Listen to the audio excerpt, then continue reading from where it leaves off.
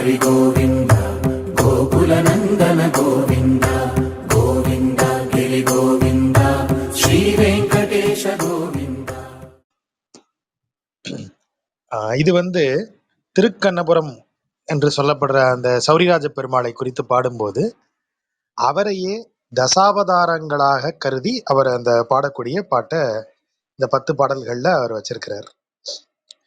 சில இடங்கள் சுவாரஸ்யமா இருக்கு, சில இடங்கள் அவருடைய வழக்கமான பாணியில அமைஞ்சிருக்கு.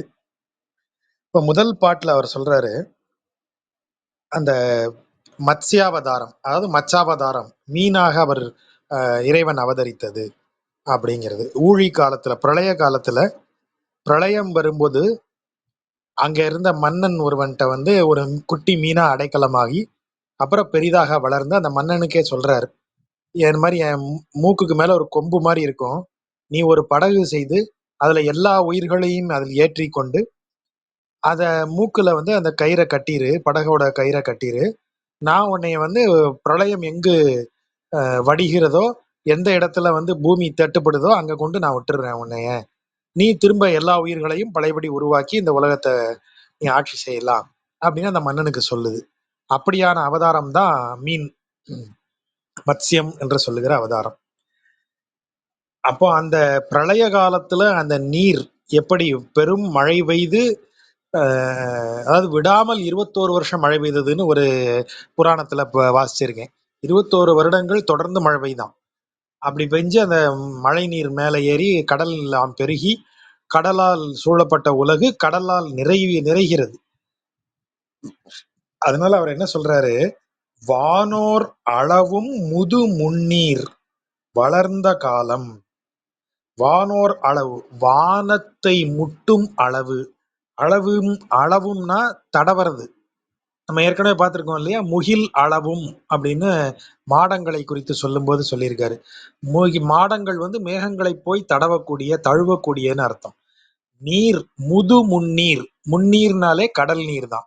3 வகை நீர் சேர்ந்ததால் முன்னீர் என்ற பொருள் உண்டு. ஆற்று நீர், ஊற்று நீர், மழை நீர் ஆகிய 3 நீர் சேர்ந்ததால் அதுக்கு முன்னீர்னு ஒரு பேர் உண்டு. முன்பிருந்து இருக்கும் நீர், இந்த உலகம் தோன்றிய நாள்ல இருந்து கடல் நீர் இருக்கு. ஆற்று நீராவது ஓடிக்கொண்டே இருக்கிறது. ஒரு முறை அந்த ஆறுல நீர் நீ அடுத்த முறை அதுல இறங்க முடியாதுன்னு நம்ம பழமொழியே சொல்றோம். குளத்து நீர் வற்றி போகிறது, பிறகு உருவாகிறது. ஆனா கடல் நீர் வற்றுவதும் இல்லை, வேற எங்கும் போவதும் இல்லை, அங்கேயே இருப்பதனால முன்னீர். அது ரொம்ப பழைய, தோன்றின நாள்ல இருந்து கடல் நீர் அப்படியே இருக்குன்னு சொன்னதுனால கடலுக்கு முன்னீர்னு இன்னொரு பெயரும் இன்னொரு பொருளும் சொல்லலாம். முது முன்னீர்னு சொல்லும் போது முதல்ல இருந்து இருந்த முன்னீர் இப்ப வளர்ந்து விட்டது. எவ்வளவு தூரம் வளர்ந்து விட்டது? வானை தொடும் அளவிற்கு வளர்ந்து விட்டது. அப்படி வளர்ந்ததுனால பூமியில எங்குமே நிலப்பகுதியே இல்லை, எல்லாமே நீருக்குள்ள மூழ்கி போச்சு. ஏன்னா வானத்தை தொடும் அளவிற்கு தண்ணி பெருகிருச்சுன்னா என்ன ஆகும்? பூமியே இல்லை, அதாவது நிலப்பரப்பே இல்லை. அப்படி வளர்ந்த காலத்தில் வலி உருவின் மீனாய் வலிமை மிக்க ஒரு மீனாக அவர் வருகிறார். அதான் வலி உருவின், வலிமையை காட்டக்கூடிய உருவம். அவ்வளோ பிரம்மாண்டமான ஒரு மீனாக அவர் வராரு. வியந்து யார் வியந்து? அந்த மன்னன், அதை கையில் எடுத்து வணங்கிய மன்னன் வியந்து, அவன் உய்ய கொண்ட, அவனை உய்வித்த, அவனை காப்பாற்றி அருளிய தன் தாமரை கண்ணன். தன் முணுசுளியின் வரும்போது குளிர்ந்தங்கிற பொருள். தன் தாமரை கண்ணன், நன்கு குளிர்ந்த கண்களை உடைய அரவிந்த லோச்சனன்கிற வடமொழி சொல்தான் தமிழ்ல தாமரை கண்ணன் வருது. தாமரை கண்ணன் ஆனா உருவில் ஆண் ஆயன். அதாவது ஆனா உரு அப்படின்னா, ஆனா அப்படிங்கிறதுக்கு என்ன பொருள் அப்படின்றா, எல்லையற்ற, எண்ண முடியாத அப்படிங்கிற பொருள். ஆனா அப்படின்னா எண்ணுதலுக்கு உட்படாத, அதாவது அன்கவுண்டபிள், நீங்க கவுண்ட் பண்ண முடியாத அளவிற்கு விரிந்தன்னு அர்த்தம். அதுதான் ஆனா உருவின் ஆண் ஆயன். அதாவது இவன் இன்ன உருவில் இருக்கிறதுனால இன்ன குணங்களோடு தான் இருப்பான், இன்ன வடிவத்தில் இருப்பதால் இந்த மாதிரி தான் இருப்பான் அப்படின்னு அவனை நீங்க என்ன செய்ய முடியாது? ஒரு கவுண்ட் கொடுத்து வைக்க முடியாது. பவுண்ட்லெஸ், இன்னும் கரெக்டா சொல்றதா இருந்தா பவுண்ட்லெஸ்ன்னு சொல்லணும். அவன் எந்த வடிவத்தில் இருந்தாலும் அந்த வடிவத்திற்கு உட்படாத அளவிற்கு பல விஷயங்களை உள்ளடக்கியவன். ஆகவேதான் ஆனா உருவின் ஆண் ஆயன். ஆண் ஆங்கிறது பசு, ஆண் என்றால் பசு நிறைன்னு அர்த்தம். ஆயன் அவற்றை மேய்ப்பவன், பராமரிப்பவன். பசுக்களை பராமரிக்கும் உருவில் வந்தாலும் கூட அவன் ஆனா உருவின், அந்த பசுக்களை மேய்ப்பவனுக்கு உரிய வடிவத்தில் வந்ததால் பசுக்களை மேய்க்கும் பண்புகளோடு மட்டுமே அவன் இருப்பான்னு நினைச்சீங்கன்னா அப்படி அவன் கிடையாது. அவனுடைய பண்புகளை நம் அளவிட முடியாது. ஆகவேதான் ஆனா உருவின் ஆண் ஆயன். அவனை அம்மா விளை வயலுள், அம் மா விளை வயல் அப்படி பிரிக்கணும். அம் அழகிய, மா பெரிய, விளை வயலுள் நிறைய விளைச்சலை தரக்கூடிய வயலில், கான் ஆர் புறவின். கான் ஆர் புறவு அப்படின்னா, புறவு என்றால் இப்போ ஒரு கோட்டை மதில் இருக்குன்னா மதிலுக்கு அந்த பக்கம் இருக்கிறது, வெளிப்பக்கமா இருக்கிறது புறவுன்னு சொல்றது. புறச்சோலை, மதிலுக்கு வெளிப்புறம் இருப்பது புறச்சோலை. மதிலுக்கு உள்புறம் இருக்கிறது தான் நகரம், மதிலுக்கு வெளிப்புறம் இருக்கிறது புறச்சோலை, புறக்காவு. அந்த மதிலுக்கு வெளிப்புறம் பூரா காடுகள் நிறைந்திருக்கிறது. கான் ஆர் புறவின் கண்ணபுரத்தில், கண்ணபுரத்து அடியேன் கண்டு கொண்டேனே. கண்ணபுரத்தில் அப்படிங்கிறது தான் கண்ணபுரத்து அப்படின்னு வருது. மதிலை சுற்றி வெளிப்பக்கமாக காடுகள் நிறைந்து செறிந்து விளங்கக்கூடிய கண்ணபுரத்தில் என்னுடைய தலைவனை கண்டுகொண்டேன், என் அன்பிற்குரியவனை கண்டுகொண்டேன். அவன் யார்? வானோர் அளவும் முதுமுன்னீர் வளர்ந்த காலம் வலி உருவின் மீனாய் வந்து வியந்து உய்யக் கொண்ட தன் தாமரை கண்ணன் ஆனா உருவில் ஆண் ஆயன். ஒரு உருவில் இருந்தாலும் அந்த உருவிற்கு கட்டுப்படாத, அந்த உருவிற்குள் வரையறுக்கப்படாத அளவிற்கு பெருங்குணங்கள் நிரம்பியவன் அப்படின்னு அவனுடைய புகழ சொல்றார். அதுல ஒரு வார்த்தை அவர் சொல்ற இடம் பாருங்க, ஆனா உருவின் அப்படின்னு சொல்லும்போது இதற்கு இன்னொரு பொருள் எப்படி எடுக்கிறாங்க அப்படின்னா, இவர் குறிப்பாக இவரு பெரியவாச்சான் பிள்ளை எப்படி அதுக்கு உரை எடுக்கிறாருன்னா, ஆனா என்றால் விகாரம்ங்கிற பொருள் சொல்றாரு. ஆன்னா விகாரம் அற்ற, ஆண் ஆ உரு, விகாரம் அற்ற உருவாக இருக்கிறான் அப்படின்னு சொல்றாரு. சரி, என்னதுனால விகாரமற்ற உரு? இப்போ நீங்க அவன் முழு மானிட அவதாரம் எடுத்த சந்தர்ப்பம் வரையில பாத்தீங்கன்னா அவன் எடுத்த வடிவங்கள் எல்லாமே விசித்திரமான வடிவங்கள். இப்ப விகாரம்ங்கிற சொல் நாம ரொம்ப அருவருப்பான பொருள்ல நாம இப்ப புரிஞ்சு வச்சிருக்கோம். ஆனா விகாரம் என்றால் இப்ப நம்ம சொல்றோம் இல்லையா, சிமெட்ரிக்கல் அப்படின்னு சொல்றோம். சிமெட்ரிக்கலா இருக்கிற ஒன்று பார்ப்பதற்கு ஒரு ஒழுங்கு வடிவத்தை உடையதாக இருக்கிறது இல்லையா. ஆனா ஒழுங்கற்ற வடிவம் உடைய ஒன்று அப்படிங்கிறத நீங்க எப்படி பார்ப்பீங்க? இப்ப உதாரணமா ஒரு கிளாக் சதுரமா இருக்கும், ஒரு கடிகாரம் சதுரமாக இருக்கும் அல்லது வட்டமாக இருக்கும். சதுரம், வட்டம், செவ்வகம் இது எல்லாமே ஜியாமெட்ரிக்கலி சிமெட்ரிக்கலான ஒரு ஸ்ட்ரக்சர், ஒரு வடிவம். அப்ப நம்ம கண்ணுக்கு அது பழகின வடிவம். நீங்க இப்படி ஒரு வேவ் ஸ்டைல்ல, வேவ் மாதிரி இப்படி அலை மாதிரி டிசைன்ல ஒரு கடிகாரத்தை பண்ணா நமக்கு முதல்ல அது எப்படி இருக்கும்? என்னையே அது என்னது இது புரியலையேன்னு கொஞ்ச நேரம் உத்து உத்து பார்ப்போம். ஏன் அப்படி பார்க்கறோம்? அப்படி சிமெட்ரிக்கல் வடிவத்தை விட்டு அசிமெட்ரிக்கலா ஒண்ணு வரும்போது நம்ம பிரெயின் அதை அதை கோஆர்டினேட் பண்ணிக்கிறதுக்கு, அதோட அதை அசோசியேட் பண்ணி புரிஞ்சுக்கிறதுக்கு டைம் எடுக்கும். அப்போ ஒரு சின்ன தடுமாற்றம் வரும். அத மாதிரி இருக்கிறதுக்கு தான் சமஸ்கிருதத்துல விகாரம், விகாரம்னா அதான் பொருள். ஒரு வித்தியாசமான காம்பினேஷன், ஒரு வழக்கமான ஸ்டைல்ல இல்லாம வேற மாதிரி இருக்கிறது அப்படின்னு இருக்கிறது தான் அந்த விகாரம்னு சொல்றது.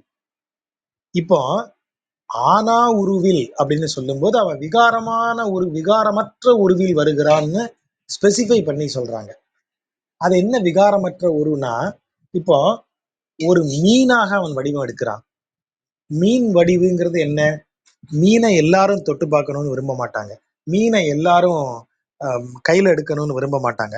அதை சாப்பிட்றவங்க கூட அதை ஒரு ஒரு கட் பண்ணி அதை ஒரு சமைக்கிற பதத்திற்கு அதை ஒரு ஒரு காய்கறி மாதிரி அதை கொடுத்தாதான் அவங்க எடுப்பாங்க. முழு மீனை கையில தொடறதுக்கு ஒரு மாதிரி எல்லாரும் கூச்சப்படுவாங்க, அல்லது ஒரு மாதிரி யோசிப்பாங்கன்னு வச்சுப்போம். ஏன்னா அது மேல ஒரு சின்ன இது இருக்கு, ஒரு மாதிரி வலுவலுன்னு இருக்கும், ஒரு மாதிரி ஸ்மெல் அடிக்கும். அப்படி ஒரு விகாரம் இருக்கக்கூடிய ஒரு உருவை இவன் எடுக்கிறான். அடுத்தது பாருங்க, ஆமை. யாராவது ஆமையை கையில தூக்கி கொஞ்சுவாங்களா? ஆமை மேல அப்படி ஒரு இது உண்டா? இல்ல. ஆமையும் விசித்திரமான உருவுடையதாக இருக்கிறது. ஏதோ ஒரு பாறை மாதிரி, அப்புறம் கையும் காலும் லைட்டா வெளியே நீட்டிட்டு, அதை பார்த்தாலும் விகாரமா இருக்கு. சரி, இதாவது பரவாயில்ல. திடீர்னு பார்த்தா சிங்கம் மூஞ்சி, மானுட உடல், என்ன காம்பினேஷன்னே தெரியல. இது என்ன எந்த கணக்குல சேர்க்கன்னு தெரியல. அப்ப அவனுடைய வடிவம் எல்லாமே, அவன் எடுத்த உரு எல்லாமே ஒரு விகாரமான உரு. அதாவது ஒரு ஒரு கண் பார்த்து பழகாத கோலம் அதெல்லாம். பெரிய ஆமையா வடிவெடுத்து, அவ்வளவு பெரிய ஆமையை எவனுமே பார்த்திருக்க மாட்டான். ஏன்னா மந்தாரமலை கடலுக்குள்ள அமிழும் போது இந்த ஆமை அந்த மலையை தாங்குதுன்னா, மலையே அவ்வளவு பெருசு. அந்த மலையை தாங்குற ஆமை எவ்வளவு பெருசு இருக்கணும்? ஊழி காலத்தினுடைய நீர் வானை முட்டும் அளவிற்கு நிறைந்து இருக்கிறது. அந்த நீர்ல ஒரு மீன் அப்படி ஒரு உலகின் எல்லா உயிர்களையும் உள்ளடக்கிய ஒரு பெரிய கப்பலை இழுத்துட்டு போகணும்னா அது எவ்வளவு பெரிய மீனா இருக்கணும்? அப்போ இவனுடைய உரு எல்லாமே நம் கண் பார்த்து பழகாத உரு. அந்த உரு எல்லாத்தையும் அவன் செய்தான்னா, அப்ப அந்த உரு விகாரமான உருவாச்சே.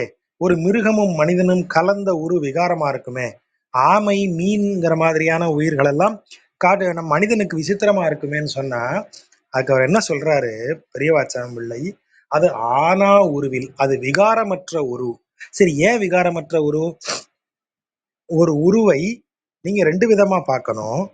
அத ஒண்ணு அதனுடைய கர்மம் அடியாக, கர்மம் அடியாக, அதான் கருமம் அடியாகன்னு எழுதுவாங்க. கருமம் அடி கிடையாது, அது கருமம் அடியாக. அதாவது அது செய்யும் செயலை அடிப்படையாக கொண்டுன்னு அர்த்தம். கருமம் அடியாக. மீன் தடாகத்துல நீந்துது, நீர்நிலைகளில் நீந்துகிறது. நீர்நிலைகளில் இருக்கக்கூடிய அழுக்குகளை அது சாப்பிடுகிறது. அப்படித்தான் நமக்கு இயல்புல நம்ம பொருள். அந்த நீர்நிலைகளில் இருக்கக்கூடிய அசுத்தமான பாசி முதலியவை நமக்கு அசுத்தம், ஆனா மீனுக்கு அது உணவு. ஆகவேதான் மீன் இருக்கிற குளத்துல பாசி இருக்காதும்பாங்க. பாசியை பூரா அது சாப்பிட்டுரும்.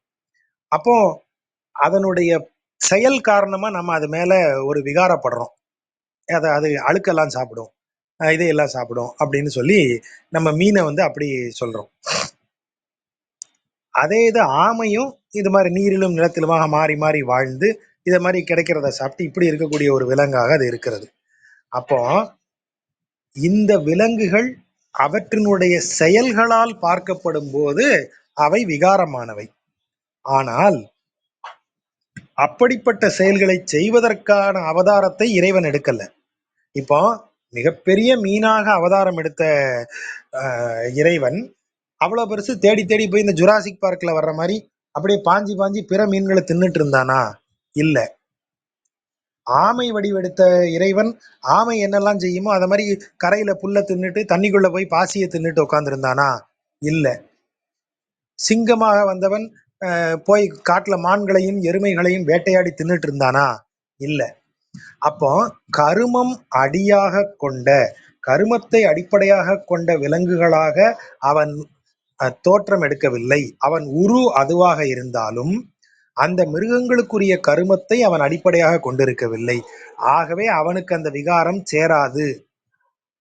சரி, அந்த உருவம் எடுத்து என்ன செய்தான்? மீனாக வடிவெடுத்து இந்த உலகின் உயிர்களை காப்பாற்றினான். இதாக ஆமையாக கூர்மமாக அவதாரம் எடுத்து அவன் என்ன செய்தான்? இந்த தேவர்களை காப்பாற்றி அமுதத்தை கொடுத்தான். நரசிம்மமாக அவதாரம் எடுத்து என்ன செய்தான்? இரணியன், உலகையே அச்சுறுத்தி கொண்டிருந்த இரணியனை இது செய்து இரணியனை அழித்து தர்மத்தை நிலைநாட்டினான். அனைவராலும் இகழப்படக்கூடிய பன்றியின் வடிவு எடுத்திருக்காங்க. பன்றியை விட நீங்க விகாரமான ஒன்றை எப்படி சொல்ல முடியும்? பன்றியின் வடிவெடுத்து அவன் என்ன செய்தான்? பன்றி செய்யும் செயல்களையா செய்தான்? அவன் பன்றியின் வடிவெடுத்து பூமியை மீட்டு கொண்டு வந்து அதனுடைய இடத்தில் வைத்தான். நம்ம பார்த்துருக்கோம் இல்லையா? இவர் பெரியாழ்வார் பாடும்போது அவன் இடந்து அந்த இடத்துல கொண்டு வந்து வச்சாங்கிறாரு. அவரு பூமி எங்க இருக்கணுமோ அங்க கரெக்டா பிளேஸ் பண்ணி வச்சுட்டான் அப்படின்றாரு. அப்போ கருமத்தை அடிப்படையாக கொண்டு பார்த்தால் இந்த உருவிற்கு ஏற்ற ஒரு கருமத்தையும் அந்த அவதாரங்கள் செய்யவில்லை. ஆனால் எதை நம்மீது கொண்ட கருணையின் அடிப்படையில் இந்த காரியங்களை அந்த அவதாரங்கள் செய்திருக்கின்றன. அதான் கிருபை அடிப்படையில்னு சொல்றாரு. கிருபாங்கிறது வடமொழியில கிருபான கருணைன்னு அர்த்தம். கிருபா அப்ப கருணை அடிப்படையில், கருணை அடியாக, கிருபை அடியாக, அதான் கிருபை அடிம்பாங்க. கிருபை அடியாக கருணையை அடிப்படையாக கொண்டு தோன்றிய தோற்றங்கள் என்பதால், நீங்க தோற்றத்தால வெறுத்தீங்கன்னா பூமி, வராகத்தை தோற்றத்தால் வெறுத்தீர்கள் என்றால் பூமி இன்றைக்கு இருக்கிற இடத்துல இல்லை.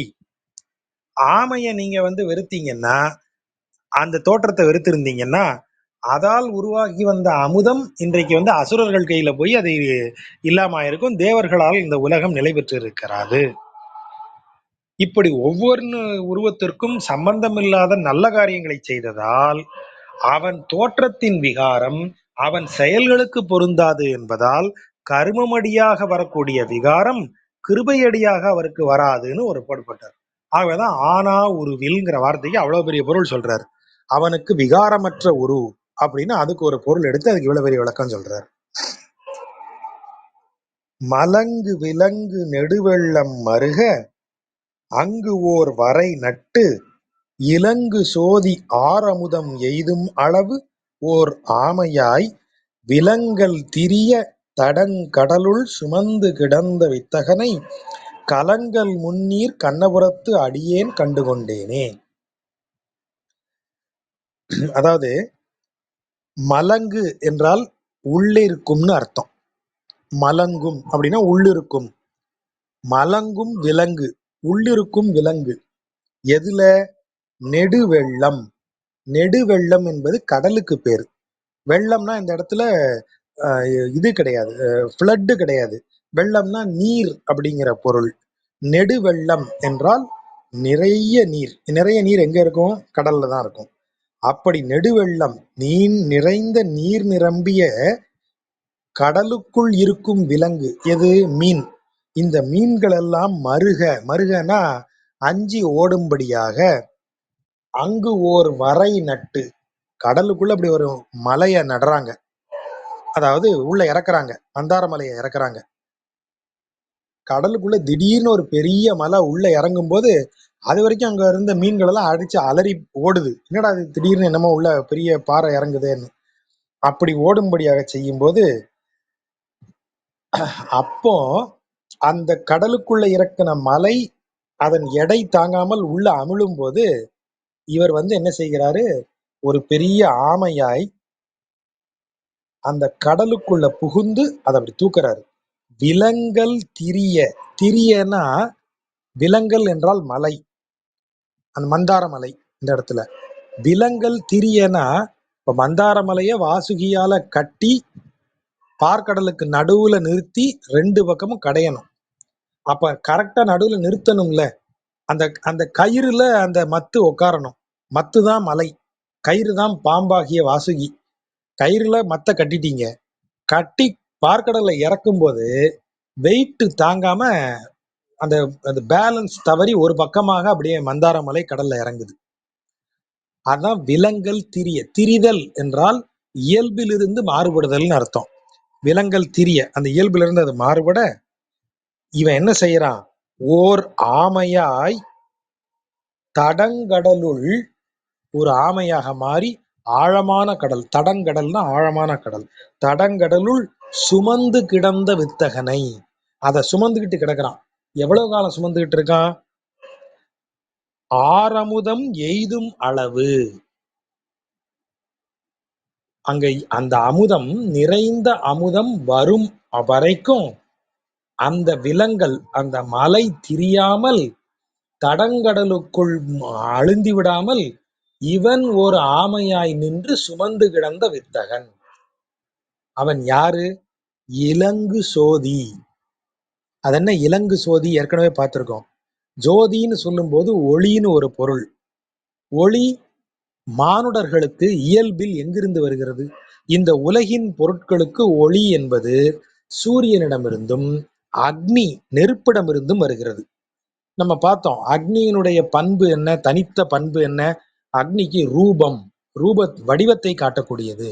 அப்போ ஒளி, ஒளியின் வழியாகத்தான் நம்ம ஒரு பொருளின் வடிவத்தை உணர்கிறோம். கண்களற்றவனுக்கு, பார்வையற்றவனுக்கு நீங்க என்ன வடிவத்தை சொல்ல முடியும்? உருளை, வட்டம் என்பதும் சதுரம் என்பதும் அவனுக்கு எப்படி உணர முடியும்? அப்போ ஒரு வடிவம் தெரியணும்னா அவனுக்கு ஒளி இருக்கணும். அந்த ஒளியை கொடுப்பது அக்னி. ஆகவேதான் அக்னிக்கு வடிவம் என்பது பண்பாக சொல்லப்படுது. வடிவம் காட்டுதல், ரூப அப்படின்னு சொல்லி ரூப பயோனின்னு சொல்றது வடமொழியில. ரூப பயோனித அக்னியை சொல்லும்போது அப்படிதான் சொல்றாங்க. அக்னிக்கு வடிவத்தை காட்டும் பண்பு உண்டு. அப்போ ஒருவன் ஒளி என்று சொல்வது சூரியனிடமிருந்தும் அக்னியிடமிருந்தும் பெறுவது. இப்போ நிலவு ஒளி வீசுகிறது. நிலவு ஒளியை எங்கிருந்து பெறுகிறது? சூரியனிடமிருந்து பெற்று நமக்கு கொடுக்கிறது.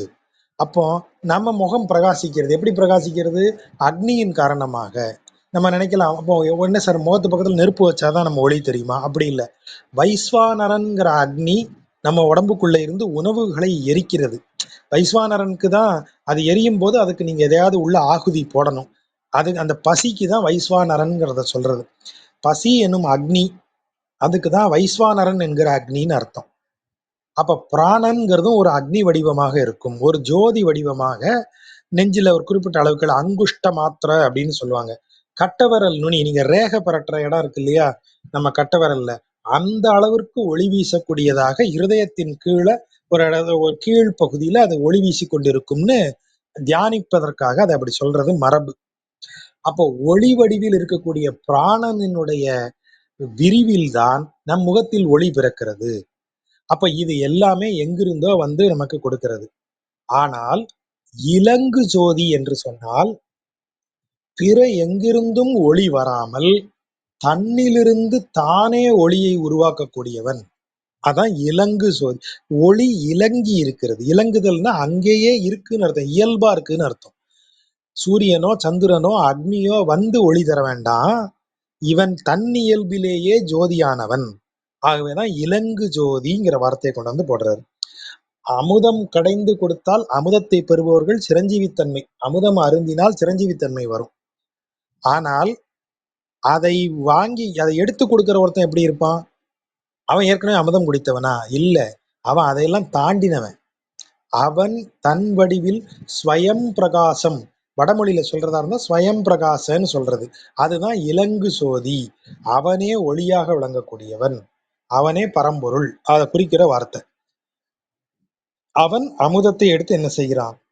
பிறர் அவங்களுக்கு கிடைக்கிற வரைக்கும் அவன் ஒரு ஆமையாய் இந்த விலங்கல் திரிய, இந்த மலை அப்படி சரியும் போது தடங்கடலுள் கிடந்து சுமந்து கிடக்கிறான்.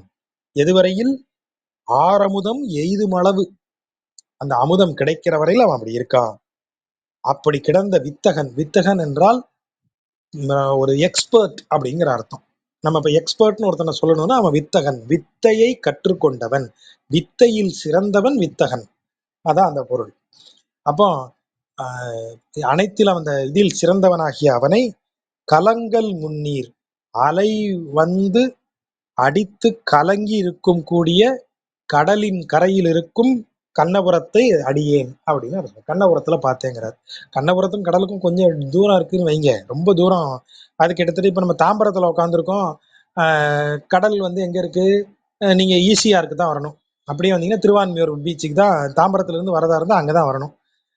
அப்போ தாம்பரத்துல இருக்கிற ஒரு கோயில கடல் அலையில், கடல் அலையை ஒட்டி இருக்கும் கோயில்னு பாடுறது எப்படி இருக்குமோ அத மாதிரிதான்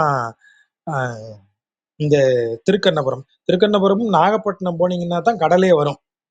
நாகை காயாராகுண பெருமாள் கோயில் தான் கடற்கரையிலேயே இருக்கிற கோயில். ஆனா இவர் சொல்றது இதை என்ன சொல்றாங்கன்னா, நம்மாழ்வார் பாடும்போது திருக்கண்ணபுரம் மதில்ல வந்து கடல் அடிக்கும்னு சொல்றாரு.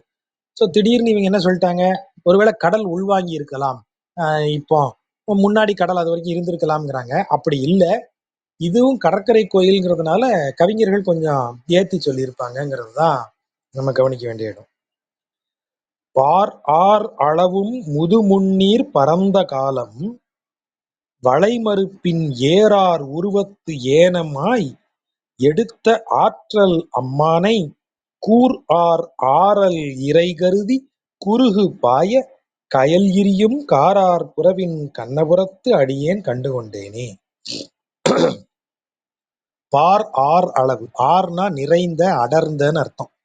பாரார் அளவும், பூமி, பார் என்றால் பூமி, பூமி நிறையும் அளவிற்கு முதுமுன்னீர் பரந்த காலம், பிரளயம் ஏறிடுச்சு, பூமியெல்லாம் நிறையும் அளவிற்கு பிரளயம் நீர், கடல் நீர் ஏறி பூமியே அதுக்குள்ள கிடந்த காலத்துல அப்பதான் இவன் கொண்டு போய் ஒளிச்சு வச்சிடுறான் பூமியை, ஹிரண்யன். அப்ப இவன் என்ன செய்யறான், நாராயணன் என்ன செய்யறான், வளை மறுப்பு, மறுப்புனா பல், வளைந்த பற்கள் வெளியில வந்திருக்கு. வளைமறுப்பின் ஏறார் உருவத்து, ஏர்னா சிறப்பு, சிறப்பு மிக்க, ஏர் ஆர் சிறப்பு நிறைந்த வளைந்த பற்களோடு கூடிய வடிவத்தில் ஏனம் ஆய், ஏனம் என்றால் பன்றி, ஏனம், கேழல், வராகம் இது எல்லாமே பன்றியை குறிக்கும் சொற்கள். ஏனம் ஆய், ஆய்னா ஆகி, எடுத்த, எதை எடுத்தான், பூமியை எடுத்தான். பூமியை கொண்டு இரணியன் ஆவரண கடலுக்குள் புகுத்தி வச்சுட்டான். ஆவரண கடலுக்கு கீழே இருக்கிற சேற்றில் புதைத்து வைத்து விடுகிறான். ஆகவேதான் சேற்றை இடந்து எடுக்கும் வலிமை பன்றிக்கு தான் உண்டு, அதனுடைய தேற்றை பற்களுக்கு தான் உண்டு. ஆகவே இவன் வராகமாக அவதாரம் எடுத்து அந்த ஆவரண கடலுக்குள் அழுத்தி வைக்கப்பட்டிருந்த பூமியை தனது தேற்றை பற்களால் எடுத்து, அந்த எடுத்துங்கிற வார்த்தைக்கு அந்த அர்த்தம், எடுத்த ஆற்றல் அம்மான். பூமியவே தனது மூக்கால குத்தி தூக்கி கொண்டாந்து ஒரு இடத்துல வைக்கணும்னா அவன் எவ்வளவு பெரிய ஆற்றல் கொண்டவனா இருக்கணும். அப்படிப்பட்ட ஆற்றல் மிக்க அம்மான், அம்மான்னா என் அன்புக்குரியவன் அர்த்தம். என் அன்புக்குரியவனை எங்க பார்த்தேன், கூர் ஆர் ஆரல் இறை கருதி. அதாவது இதை எப்படி வாசிக்கணும்னா, கூர் ஆர் குருகு, கூர்ந்த அழகுடைய குருகு, குருகுன்னா நாரை, அதான் குருகூர் அப்படின்னா நாரை நிறைந்த நிறைந்த ஊர் என்பதால் அது குருகூர் எனப்பட்டது. எது இப்ப இருக்கிற ஆழ்வார் திருநகரிக்கு பழைய பெயர் குருகூர் தான். அதற்கு பிறகு நம்மாழ்வாரால் புகழ்பெற்று அது ஆழ்வாரனுடைய ஊர் என்று ஆகி ஆழ்வார் திருநகர்னு சொல்லப்பட்டது. ஆனால் அதுக்கு பெயர் வந்து குருகூர் தான், அதனுடைய பழைய பெயர் குருகூர் தான். அப்படிப்பட்ட குருகூர்ல அந்த குருகு பறவைக்கான் நிறைந்திருப்பதால் அந்த ஊருக்கு குருகூர்னு பேரு. இங்க அந்த குருகு பறவை கூர் ஆர் குருகு, கூர்ந்த அழகுடைய குருகு, ஆரல் இறை கருதி. ஆரல் மீன் என்பது நம்ம விரல் அளவு இருக்கக்கூடிய மீன், அதான் ஆரல் மீன்கள்னு சொல்றது. நம்ம பார்த்தோம் இல்லையா, வாழை மீன்கள், ஆரல் மீன்கள், என்ன 2-3 மீன் வகைகள் சொல்லிக்கிட்டே இருப்பாங்க. அதுல ஆரல் மீன்கிறது குட்டி மீன். அந்த மீனை தனது இரையாக கருதி தனது கூர்மையான அழகால் பிடிப்பதற்காக பாயக்கூடிய குருகு பாய, கூர் ஆர் குருகு பாய, எதுக்கு பாயுது, ஆரல் இறை கருதி பாய, கூரார் குருகு ஆரல் இறை கருதி பாய, கூர்மையான அழகுடைய குருகு தனது இரையாகிய, ஒரு நிமிஷம்,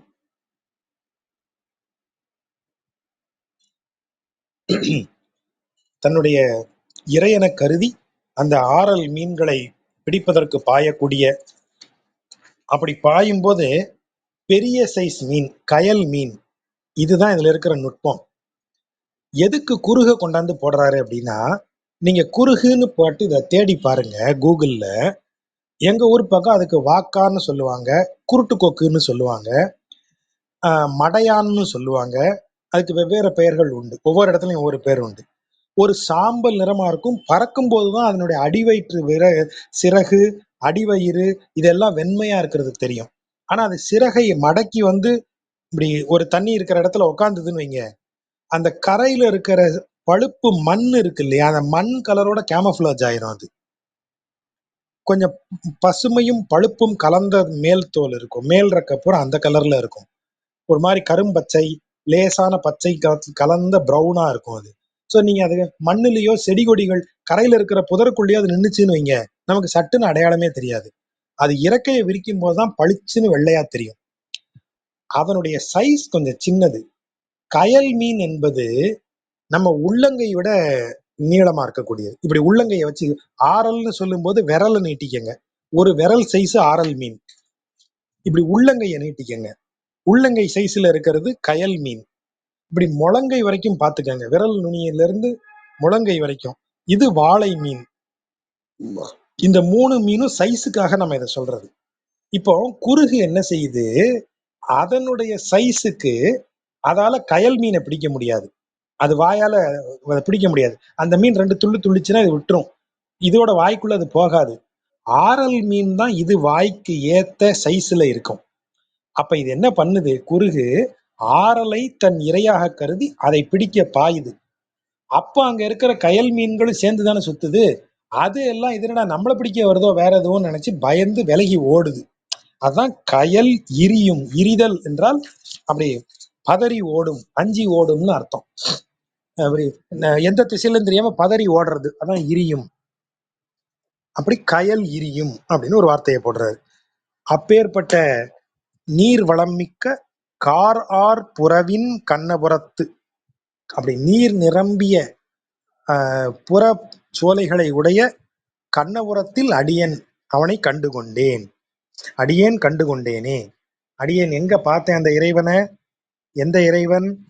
பாரார் அளவும் முதுமுன்னீர் பரந்த காலம் வளைமறுப்பின் ஏறார் உருவத்து ஏனமாய் எடுத்த ஆற்றல் அம்மானை காரார் புறவின் கண்ணபுரத்து அடியேன் கண்டு கொண்டேனே, அங்கு நான் கண்டு கொண்டேன் அப்படின்னு சொல்றார். உழைந்த அறியும். உழைந்த அப்படின்னா நம்ம சொல்றோம் இல்லையா, மன உளைச்சல் அப்படிங்கிறோம். உளைச்சல்ல என்ன? துன்பம்னு அதுக்கு பொருள். மன உளைச்சல், மனம் துன்பமாக இருக்கிறதுன்னு அர்த்தம். உழைந்த அறினா உழை தந்த அறியும் அப்படின்னு அதுக்கு பொருள் எடுக்கணும். துன்பத்தை தரக்கூடிய சிங்கம். யாருக்கு துன்பத்தை தரக்கூடிய சிங்கம்? இரண்யாட்சனுக்கு, இரண்யகசிபுவிற்கு. சாரி, மாத்தி சொல்லிட்டேன். இரண்யகசிபு தான் நீ இதை ஒழிச்சு வச்சவன், இரணியன் தான் இது நரசிம்மரோட ஃபைட் பண்ணவன். பூமியை ஒழிச்சு வச்சது இரண்யகசிபு. நான் ஒரு ஃப்ளோல அவனே இரணியன் சொல்லிட்டேன். இரணியன் ஹிரண்யன் வடமொழியில பொன், தங்கம், தங்க நிறத்துல இருக்கிறவன் அவன், அதனாலதான் ஹிரண்யன்னு பேரு. தமிழ்ல சொல்றாருன்னா அவனுக்கு பொன்னப்பன்னு பேர் வைக்கணும், பொன்னன் அப்படின்னு பேர் வைக்கணும். அப்போ அந்த இரணியன் அவனுக்கு மன துன்பத்தை தரக்கூடியவனாக விளங்குகிறான். ஏன் அவன் மன துன்பத்தை கொடுத்தான்? நம்ம இந்த மெலட்டூர் பாகவத மேளாவுக்கு இந்த முறை நம்ம போகலான்னு பேசிட்டு இருந்தோம் இல்லையா, அங்க பாத்தீங்கன்னா தெரியும், அவன் உலகத்தெல்லாம் ஜெயிச்சிட்டான், எல்லாம் இனி ஜெயிக்க எதுவும் இல்லை, 14 லோகங்களையும் ஜெயித்து விட்டாய் அப்படின்னு சொல்லி அவனை புகழ்ந்து எல்லாரும் சொல்லுவாங்க. அவன் பெருமையா உட்கார்ந்து இருக்கும் போது சுக்கராச்சாரியார் என்ன சொல்லுவாரு, எல்லாம் சரிடே, உங்க அண்ணன் செத்து போனான்ல, அவன் சாவுக்கு உன்னால ஏதாவது செய்ய முடிஞ்சதா அப்படின்னு ஏத்தி விடுவாரு. அவன் நிம்மதி இழந்துருவான். இவ்வளவும் பண்ணிய உங்க அண்ணனை கொன்னவனை உன்னால ஏதாவது செய்ய முடிஞ்சதா அப்படின்னு அடுத்த கேள்வி, இப்படி திரும்ப திரும்ப கேள்வி கேட்டு அவனை சீண்டி விடுவார். பாரு, உன்னால நாராயணனை ஒண்ணுமே பண்ண முடியல, உன்னால ஹரிய எதுவும் செய்ய முடியல, ஹரிய உன்னால வெல்ல முடியாத வரைக்கும் நீ இப்ப சொல்லக்கூடிய உன்னது வெற்றிகளுக்கெல்லாம் என்ன பொருள் அப்படின்லாம் சுக்கராச்சாரியார் கேட்டு அவனை ஏத்தி விடுவார். அப்ப அவன் அதுல இருந்து புலம்பிட்டே இருப்பான். எங்க நான் அவனை கண்டுபிடிக்கிறதுக்கு ஆளை ஏவி விடுறது என்ன, அவரை கண்டுபிடிக்கிறதுக்கு எல்லா திசைகள்லையும் தூதுவர்களை உளவாளிகளை அனுப்புறது என்ன. அப்ப எந்த நேரமும் அவன் மனசுக்குள்ள நாராயணன் ஒரு உளைச்சலாவே இருக்கான் இரணியனுக்கு. ஆகவேதான் இவர் இந்த வார்த்தையை போடுறாரு, உழைந்த அறியும். உழைதந்த அப்படின்னு வாசிக்கணும். இரணியனுக்கு உழைதந்த, இரணியனுக்கு கடும் மன உளைச்சலை தந்த அறியும் மானிடமும் உடனாய் தோன்ற, ஒன்றுவித்து உடனாய் தோன்ற, அப்படி வாசிக்கணும். அதை அரியும் மானிடமும் ஒன்றுவித்து உடனாய் தோன்ற. அரி என்றால் சிங்கம், மானிடன்னா மனிதன். சிங்கமும் மானிடமும் ஒன்றவித்து, ஒன்றாகச் சேர்ந்து உடனாய் தோன்ற, உடனே தோன்றினான். எப்படி தோன்றினான்? பிறந்து வளர்ந்த கதையெல்லாம் அங்க கிடையாது.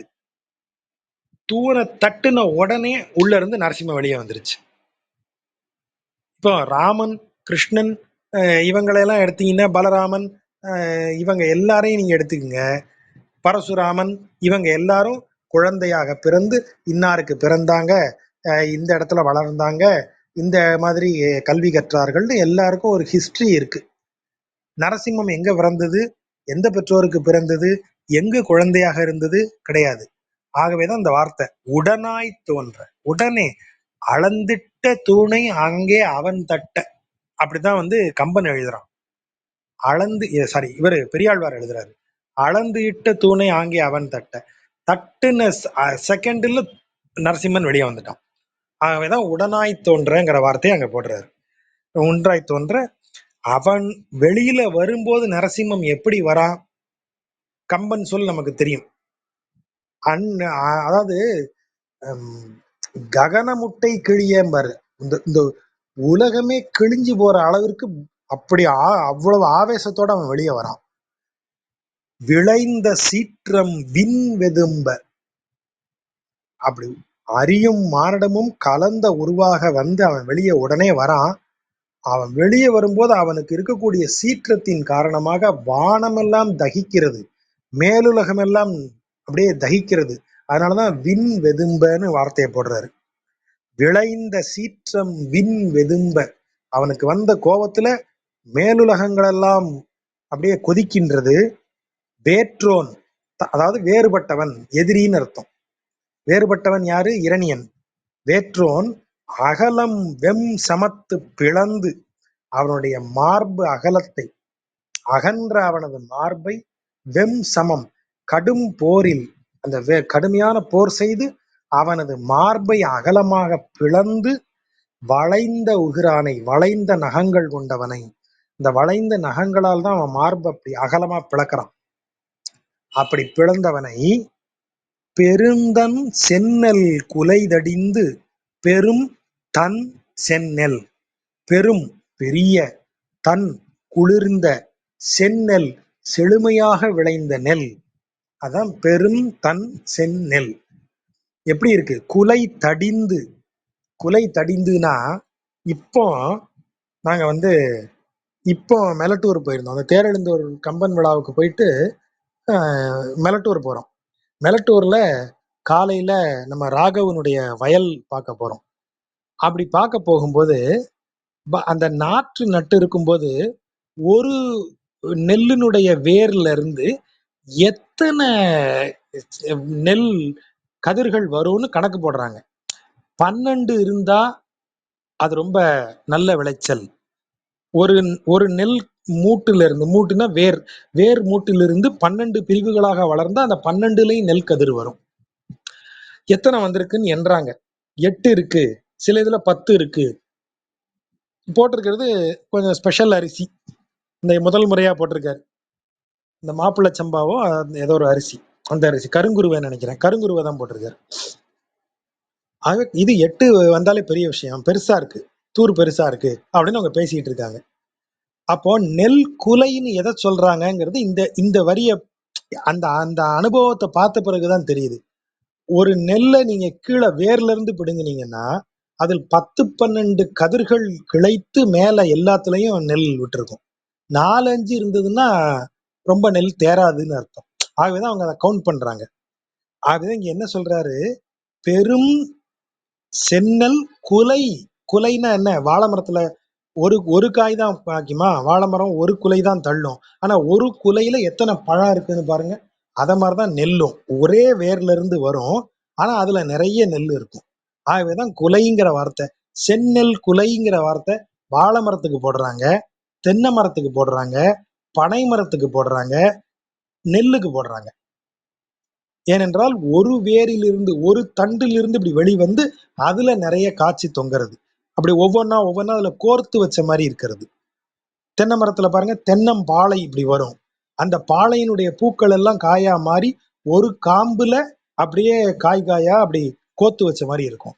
பனைமரமும் அதே மாதிரிதான். பனம் பாளை, பாளையில இருந்து வந்திருக்கும். அதே செட்டப்ல தான் நெல் இருக்கும். கமுகுக்கும் அதே தான்.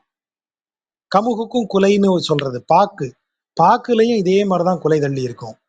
அப்ப இதெல்லாம் ஆச்சரியமா இருக்கு. குலைங்கிற சொல் எதுக்கெல்லாம் போட்டிருக்காங்க அப்படின்னு. அப்ப செந்நெல் குலைதடிந்து மீதியெல்லாம் மரம், புல் வகையில நெல்லுக்கு தான் அந்த குலைங்கிற வார்த்தை வருது. செந்நெல் குலைதடிந்து களம் செய் புறவு. அது ரெண்டு இருக்கு. ஒண்ணு களம்னா இருட்டுன்னு பொருள் எடுக்கலாம். அதாவது நெல் நெல் வயல் எல்லா இடத்துலயும் விரிந்து பறந்து கரும் பச்சையா இருக்கு. அந்த இடமே கொஞ்சம் டார்க்கா இருக்கிற மாதிரி தெரியுதாம். அதான் களம் செய் புறவு. கோட்டைக்கு அந்த பக்கம், மதிலுக்கு அந்த பக்கம் வயல் விளைந்து நெல் அப்படியே செழுமையாக வளர்ந்து அப்படியே கரும் பச்சையாக அந்த இடமே ஒரு டார்க்கா இருக்கிற மாதிரி பண்ணுது. அப்படி ஒரு பொருள் எடுக்கலாம். இன்னொன்னு நல்ல நெல் விளைந்து அதை நெல்லை பிரிச்சு எடுக்கணும் இல்லையா, அந்த களம், நெல்களம். நெல்களம் வந்து நிறைந்து இருக்கக்கூடிய புறவு, அந்த பொருளையும் எடுக்கலாம்.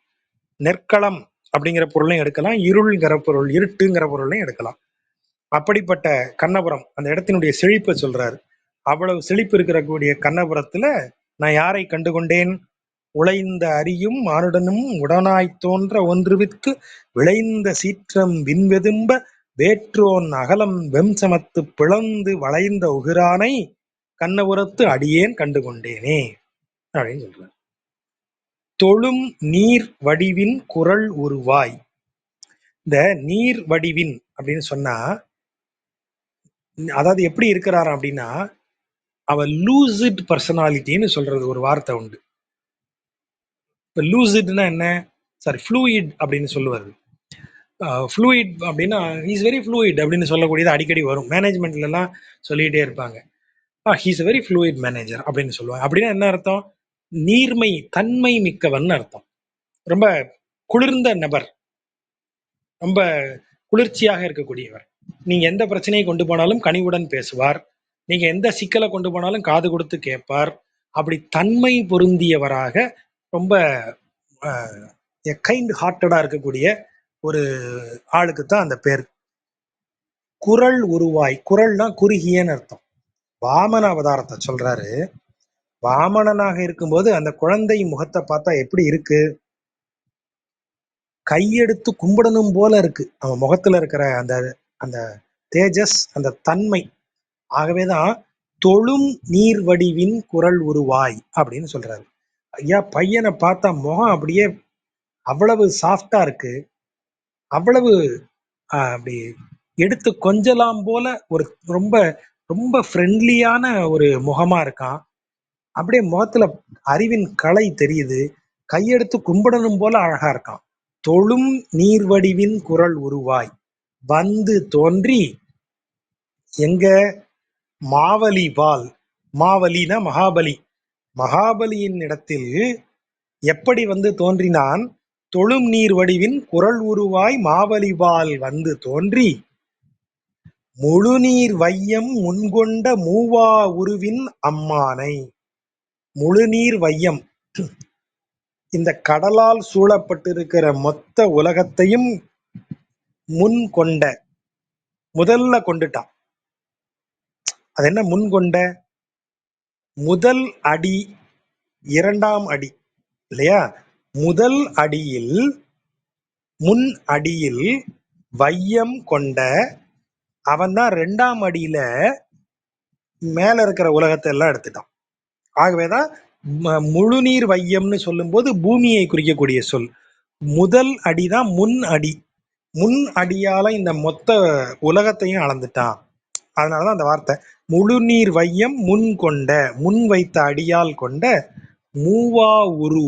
மூவா உருனா, நீங்க என்னைக்காவது வாமனர் அப்படின்னு சொல்லி ஒரு வயதான கிழவர் படத்தை பார்த்திருக்கீங்களா?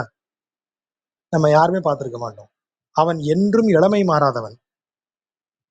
ஆகவேதான் மூவா உருவின். மூ என்றால் மூப்பு, மூப்பு என்றால் வயதாது.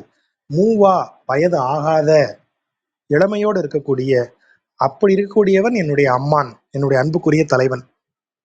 அவனை நான் எங்கு பார்த்தேன்? உளும் நீர் வயலுள் பொன் கிளைப்ப. நீர் வயல், நீர் நிரம்பிய வயலை உழுதா அங்க என்ன கிளைக்கும்? கிளைத்தல் அப்படின்னா ஒரு செடி முளைச்சி வர்றதை தான் கிளைத்தல்னு சொல்லுவாங்க. செடி கிளை விட்டு முளைத்து வருவதுதான் கிளைத்தல். திருக்கண்ணபுரத்துல நீர் நிரம்பிய வயல்கள் இருக்கின்றன. அதை உழுதா பொன் கிளம்பி வருமா, பொன் பூத்து வருமா. பொன் கிளைப்ப அப்படின்னா என்ன அர்த்தம்?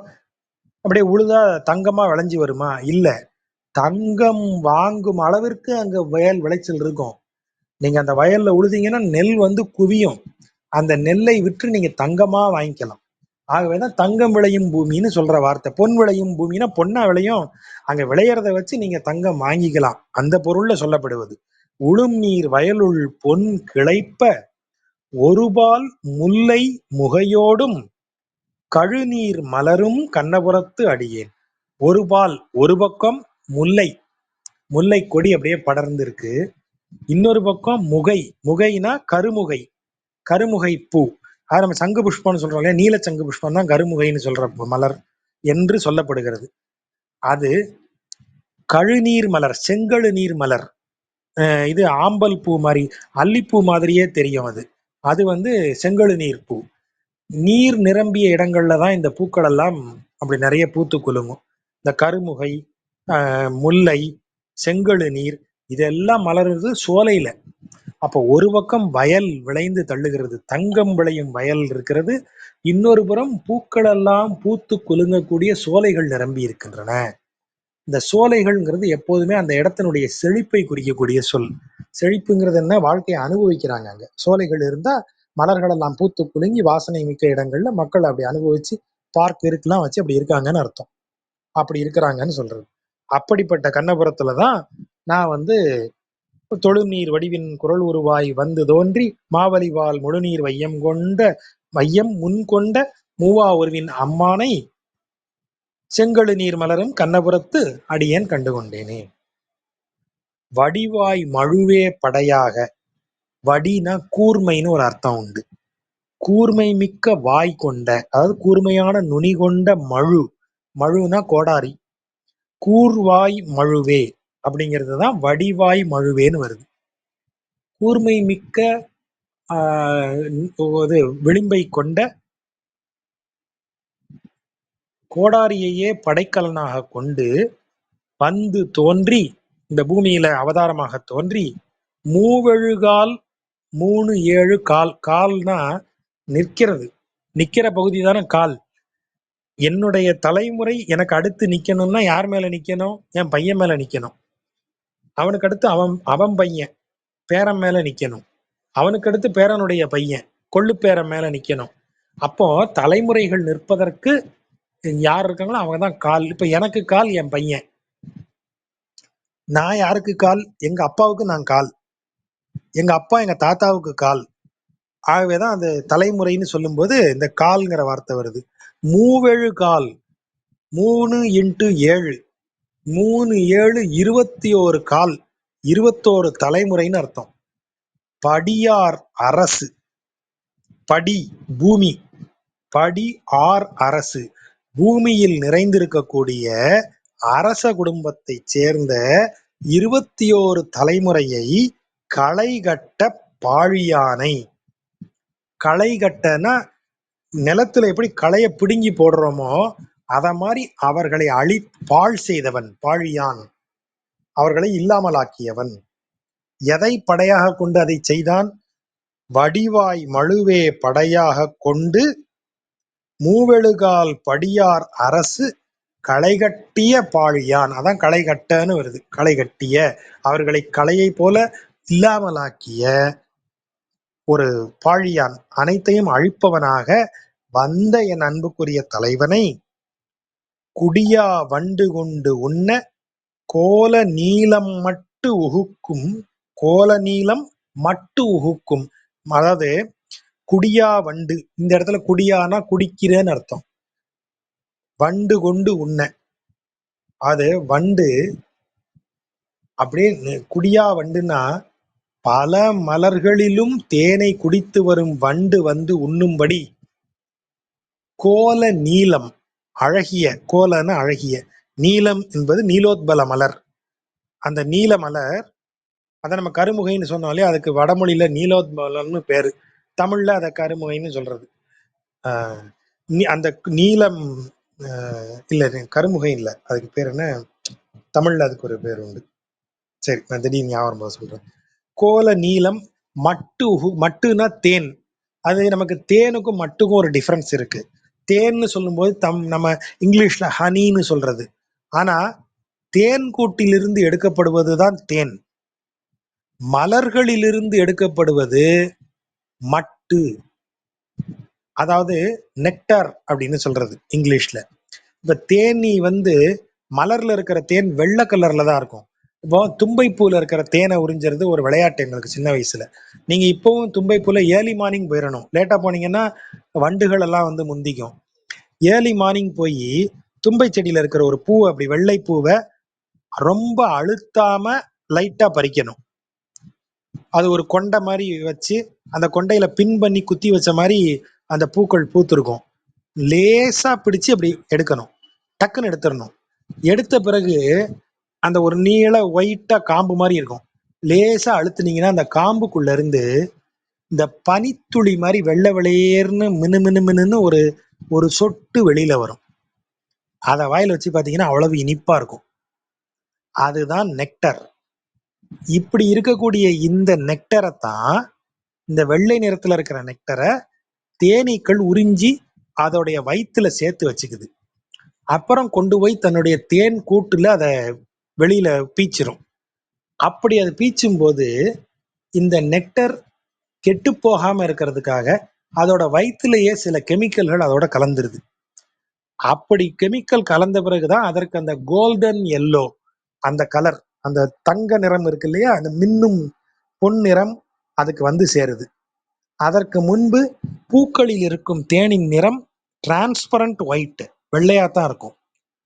ஆகவேதான் தேன்கிறது பூவில் இருக்கும்போது அதுக்கு பேர் மட்டுன்னு அந்த வார்த்தை வருது. மட்டு உகுக்கும். நீளத்துல இருக்கிற அந்த அந்த அந்த மலர்ல இருக்கிற நெக்டர், அந்த தேனானது அப்படியே உகுக்கும்னு அப்படியே கொட்டுது. ஏற்கனவே வண்டு எல்லா இடத்துலயும் தேனை குடிச்சிட்டு, குடியா வண்டு, குடிகார வண்டுன்னு அர்த்தம். குடிகார வண்டு எல்லா மலர்களையும் குடிச்சிட்டு வருது. இந்த நீல மலர்லையும் அப்படியே பார்த்தா அதுலயும் அப்படியே தேன் கொட்டுதான், அப்படியே கொட்டுது. அதையும் அது உண்ணுது. அப்படிப்பட்ட கடி ஆர் புறவு, கடினா நறுமணம்னு அர்த்தம். நறுமணம் வீசக்கூடிய புறச்சோலைகள் நிறைந்த கண்ணபுரத்தில் அடியேன் கண்டு கொண்டேனே. யாரை? வடிவாய் மழுவே படையாக வந்து தோன்றி மூவெழுகால் படியார் அரசு களைகட்டிய பாழியானை எங்கே கண்டு கொண்டேன்? கடியார் புறவின் கண்ணபுரத்து அடியேன் கண்டு கொண்டேன். வையம் எல்லாம் உடன் வணங்க. உடன் என்றால் ஒன்றுபட்டுன்னு அர்த்தம். உலகமெல்லாம் ஒன்று சேர்ந்து வணங்கும்படியாக, அதான் வையமெல்லாம் உடன் வணங்க. வணங்கா மன்னனாய் தோன்றி, அதாவது உலகமெல்லாம் சேர்ந்து அவனை வணங்கும். ஆனா அவன் ஒரு சக்கரவர்த்தியாக எவரையும் வணங்காமல் இருக்கக்கூடியவன். ஏன்னா வெற்றி பெற்றவன். அவன் யார்கிட்டையும் தோற்றால அவன் வணங்கணும். அவன் யார்கிட்டயுமே தோற்காத மன்னனால ராமன் இருந்தான். ஆகவேதான் வணங்கா மன்னன். உலகமெல்லாம் அவனை வணங்கும்படியாக அப்படின்னா என்ன அர்த்தம்? உலகில் இருக்கிற எல்லாரையும் அவன் வென்று விட்டான். அவன் யாரையும் வெல்லவில்லை. ஆக அவன் எவரையும் வணங்க வேண்டியவனாக இல்லை. வையம் எல்லாம் உடன் வணங்க வணங்கா மன்னனாய் தோன்றி வெய்ய சீற்ற கடி இலங்கை குடிகொண்டு ஓட. வெய்ய சீற்றத்தால், வெய்ய சீற்றம் என்றால் கடும் கோபத்தால், கடி இலங்கை, கடினா காவல் மிக்கன்னு ஒரு பொருள். கடிக்கு வாசனைங்கிற பொருளும் உண்டு, காவல்ங்கிற பொருளும் உண்டு. இந்த இடத்துல கடி இலங்கை என்றால் காவல் மிக்க இலங்கையை தனது கடும் கோபத்தால் குடி கொண்டு ஓட. அப்படின்னு என்ன அர்த்தம்? அவர்களின் குடிகள் எல்லாம் இல்லாமல் ஆகும்படியாக. வெம் சமத்து செய்த வெம்போர் நம் பரனை, அப்படி அவங்க மேல கோபம் கொண்டு கடும் போரில் ஈடுபட்டு வெம்போர் செய்தவன், வெற்றி பெறும் போரை செய்தவன். யாரு? நம் பரன். பரன்னா பரதெய்வம்னு அர்த்தம். நம் பரன், நம்முடைய பரதெய்வமாகிய நம் பரனை, பரதெய்வத்தை செழுந்தன் கானல் மனம் நாரும் கைதை வேலி கண்ணபுரத்து அடியேன் கண்டு கொண்டேனே. ராமன்கிற பேரை சொல்லல பாருங்க. எல்லா இடத்துலயுமே அவன் பேரை சொல்லாம அந்த அந்த அவதாரத்தை மட்டும், அந்த உருவத்தை மட்டும் சொல்லிக்கிட்டே வர்ற நுட்பத்தை பாருங்க.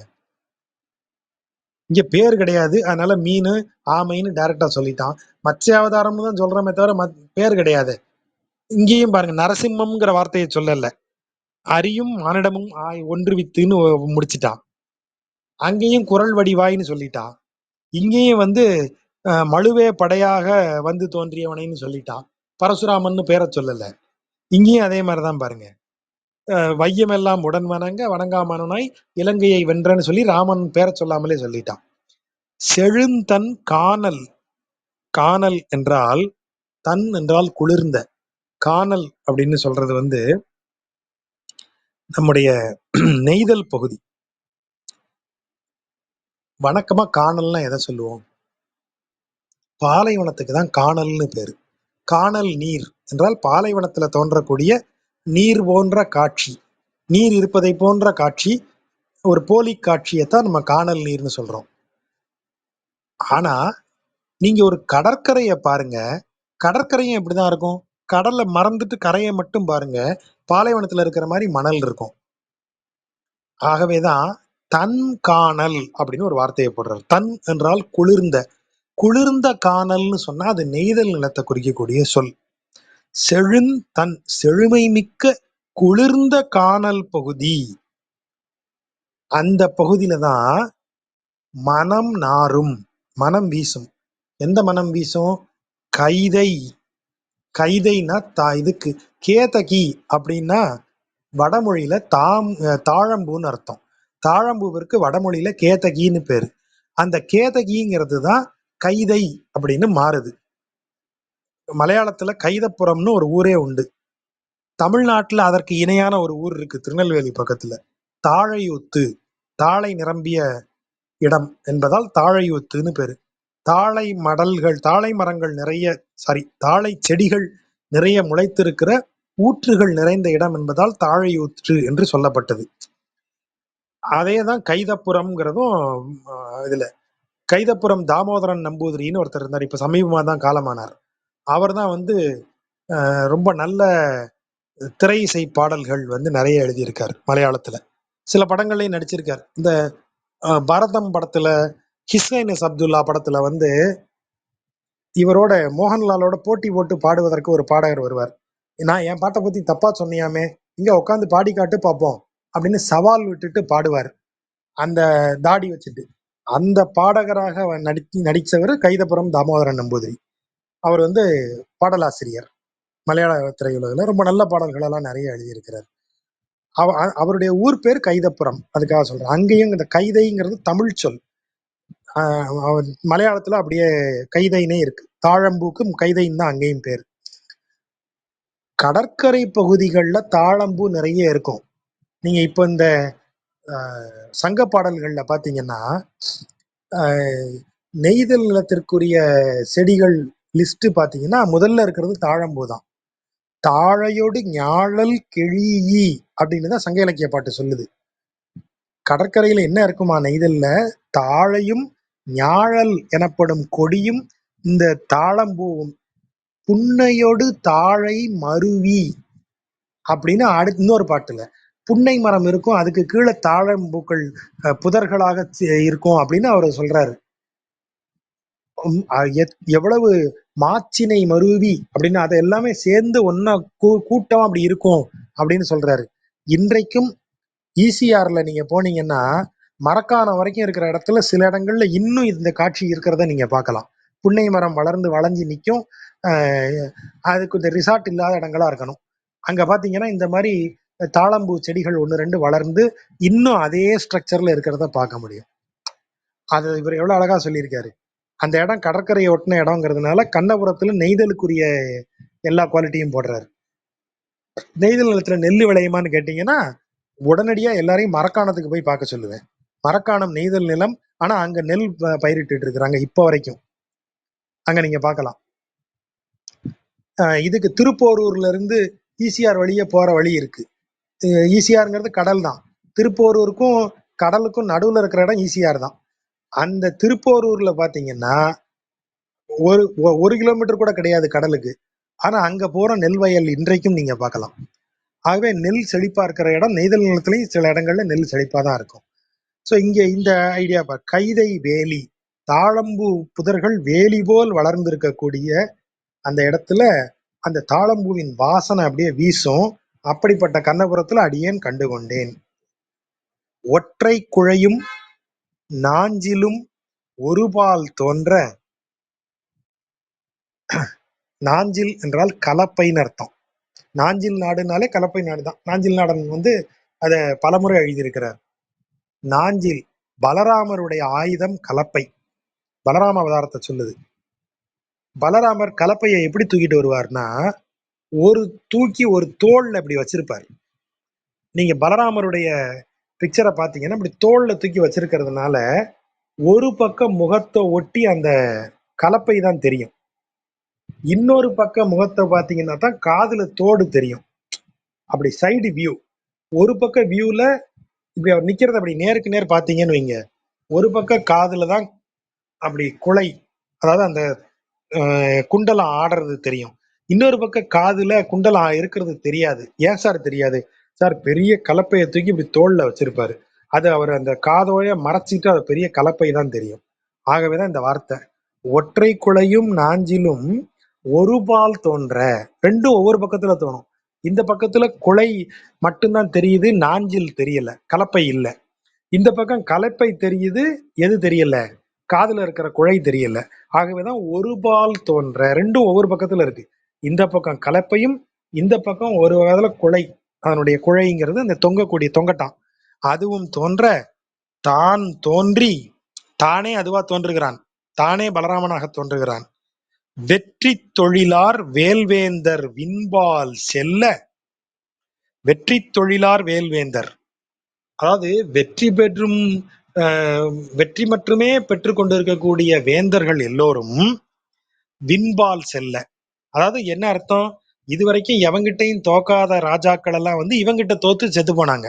விண்பால் செல்ல வெம்சமத்து செற்ற, கடும் போர்க்களத்தில் அனைவரையும் கொன்றொழித்த தொழிலானை, அப்படிப்பட்டவனை செந்தி மூன்றும் இல் இருப்ப. செந்தி செம்மையான தீ, கண்ட்ரோல்டு அக்னின்னு அர்த்தம். அதான் செந்தி. கொடுந்தி அப்படின்னா என் கண்ட்ரோல்ல இல்லாம நெருப்பு எரியுதுன்னு அர்த்தம். செந்தின்னு சொன்னா நான் வளர்த்து கண்ட்ரோல்ல வச்சிருக்கேன்னு அர்த்தம். செந்தி மூன்று வகை அக்னி இல் இருப்ப. இல்னா வீடு. வீட்டில் 3 வகை அக்னி வளர்க்கப்படுகிற அப்படின்னு என்ன அர்த்தம்? அந்தணர்கள் இருக்கிற வீடு. அந்தணர்கள் வீட்டுல 3 வகை அக்னி எப்போதும் இருக்கும். நம்ம ஏற்கனவே பார்த்திருக்கோம் ஐவகை அக்னி, பட் 3 வகை அக்னி எப்போதும் வச்சிருப்பாங்க. அதை நம்ம ஏற்கனவே பார்த்திருக்கோம் இல்லையா? ஆகாவனியம்னு சொல்றது. ஔபாசன அக்னின்னு பேர் அதுக்கு. ஔபாசனம் என்கிற சடங்கின் மூலம் ஆகாவனியம் என்கிற அக்னி வளர்க்கப்படும். அந்த அக்னி தினசரி 2ஆக பிரிக்கப்படும். ஒன்னு கார்கபத்தியம் எனப்படும் அக்னி, அதான் கிரகபத்தியம். வீட்டில் இருக்கிற சமையல் வேலை செய்வதற்காக நீங்க ஆகாவனியத்திலிருந்து ஒரு பகுதியை எடுத்து மனைவிட்ட கொடுக்கணும். அவங்க சமையல் முடிச்சு அந்த அக்னியை அணைச்சிருவாங்க. இன்னொரு அக்னி அதுல இருந்து எடுக்கிறது தட்சிணாக்னின்னு பேரு. நம்முடைய நீத்தார் கடன், பித்ரு காரியங்கள், நீத்தார் கடன் செய்வதற்கு ஔபாசன அக்னியிலிருந்து ஒரு பகுதியை எடுக்கணும். அந்த நீத்தார் கடன் முடிந்த பிறகு அந்த அக்னியை அணைச்சிடணும். ஆனால் எதிலிருந்து எடுத்தீங்க இந்த 2 அக்னிய? ஆகாவனியம்ங்கிற நெருப்புல இருந்து எடுத்தீங்க, அக்னியில இருந்து. அந்த அக்னி அணைக்கப்படாமல் எப்போதும் இருக்கும். மறுநாள் திரும்ப ஔபாசனம் செய்து ஆக்னேய அக்னியை பெருக்கி அதிலிருந்து கிரகபத்தியத்திற்கு எடுத்து கொடுத்து தேவைப்பட்டால் தட்சிணாக்னிக்கு எடுக்கணும். ஆகவே இந்த 3 வகை அக்னிக்கு பேர் தான் செந்தி மூன்றும்னு சொல்றது. அதுதான் ஆகாவனியம், கார்கபத்தியம், தட்சிணாக்னி எனப்படும் 3 வகை அக்னியும் பிராமணர்களுக்கு அந்தணர்களுக்கு கடமையாக சொல்லப்பட்டது. ஆகவேதான் அனலோம்பும் அந்தணர்ங்கிற வார்த்தை வருது. அனல் நெருப்பை, ஓம்பும் என்றால் வளர்க்கும், நெருப்பை வளர்க்கக்கூடிய அந்தணர்ங்கிற சொல் வருது. செந்தி மூன்றும் இல் இருப்ப, வீட்டுல 3 வகை அக்னியை வளர்க்கக்கூடிய கற்ற மறையோர். மறை கற்றோர், வேதம் உணர்ந்தவர்கள் இருக்கக்கூடிய கண்ணபுரத்துல இறைவனை கண்டு கொண்டேன். எந்த இறைவன்? ஒற்றை குலையும் நாஞ்சிலும் ஒருபால் தோன்ற தான் தோன்றி வெற்றி தொழிலார் வேல்வேந்தர் விண்பால் செல்ல வெஞ்சமத்து செற்ற கொற்றத் தொழிலான். பலராமன் கடுமையாக போர் செய்யக்கூடியவன். போர்க்களத்துக்குள்ள போயாச்சுன்னா எதிரியை தோக்கடிக்கிறது எல்லாம் அவனுக்கு தெரியாது, எதிரியை அழிச்சிடுறது மட்டும்தான் தெரியும். ஆகவேதான் பலராமனது உதவி நமக்கு இருந்தா ரொம்ப ஹெல்ப்ஃபுல்லா இருக்கும்னு சொல்லிதான் சகுனி தலைமையில ஒரு பிளானை போட்டு துரியோதனன் மகனுக்கு பலராமர் பெண்ணை கல்யாணம் பண்ணலாங்கிற திட்டம் போட்டு அங்க வர்றாங்க. அதான் அந்த ஒரு ஒரு பார்ட்ல அவங்க தோத்துருவாங்க. ஏன்னா ஒரு விவாதம் வரும்போது டக்குன்னு சகுனி வாய விட்டுருவாரு. எப்பா நாங்க சத்திரியர்கள் இருந்தாலும் போய் போய் ஒரு யாதவர் வீட்டுல வந்து நாங்க ஏன் பொண்ணு எடுக்கிறோம், எங்களுக்கு நீங்க ஹெல்ப் பண்ணுவீங்கன்னு தானே பொண்ணு எடுக்கிறோம் அப்படின்னு ஒரு வார்த்தையை சொல்லிடுவாரு. அதனால அந்த சம்பந்தம் முறிஞ்சிரும். அதை வந்துதான் மாயா பஜார்னு ஒரு படமா கொஞ்சம் டெவலப் பண்ணி எடுத்தாங்க. அது கொஞ்சம் ஊடையில எல்லாம் சேர்த்து அது ஒரு சுவாரஸ்யமான படமா ஆக்குனாங்க. அப்ப அந்த அந்த கோபத்துலதான் வந்து துரியோதனன் ஆயிட்டான். தம்பி இவங்களுக்கு சப்போர்ட் பண்றான், என்ன செய்யன்னு தெரியாம நான் வந்து போர்ல கலந்துக்கல, நான் வந்து தேசாடனம் போறேன், புண்ணிய கஷேத்திரங்களுக்கு போறேன்னு பலராமன் போயிடுறாரு. பலராமன் போர்ல ஈடுபட்டு இருந்தா நிஜமாவே முடிவுகள் மாறி இருக்கலாம். அவர் அப்பேற்பட்ட வீரர். பீமன்லாம் நிக்க முடியாது அவர் முன்னாடி, அப்படிப்பட்ட வீரர். ஆகவேதான் இந்த இடத்துல கொற்ற தொழிலான், செற்ற கொற்ற தொழிலான அரசு செய்யக்கூடியதுல அவன் அவ்வளவு கெட்டிக்காரனா இருந்தார். ஆகவேதான் இந்த வார்த்தை. துவரி கனிவாய் நிலமங்கை. துவரி என்றால் காவி நிறம், அதான் துவராடைன்னு நம்ம சொல்றோம். காவி நிறம், அப்படி சிவப்பு நிறத்தினுடைய லைட் வெர்ஷன். அதை போல கனிந்த வாய் உடைய, அப்ப இன்னும் டார்க். துவரை கனிவாய், துவரை நிறம் கனிந்து இருக்கிறது, அப்படி இன்னும் டார்க்கா இருக்குன்னு அர்த்தம். அப்படிப்பட்ட சிவந்த நிறமுடைய வாயை கொண்ட நிலமங்கை யாரு? பூமி பிராட்டி. துயர் தீர்ந்து, பூமியில மானுடர்கள் பெருகிட்டாங்க, அநியாயம் பெருகிருச்சு, என்னால தாங்க முடியல, பூபாரம் குறைத்து அருள வேண்டும்னு வந்து கேக்குறாவ.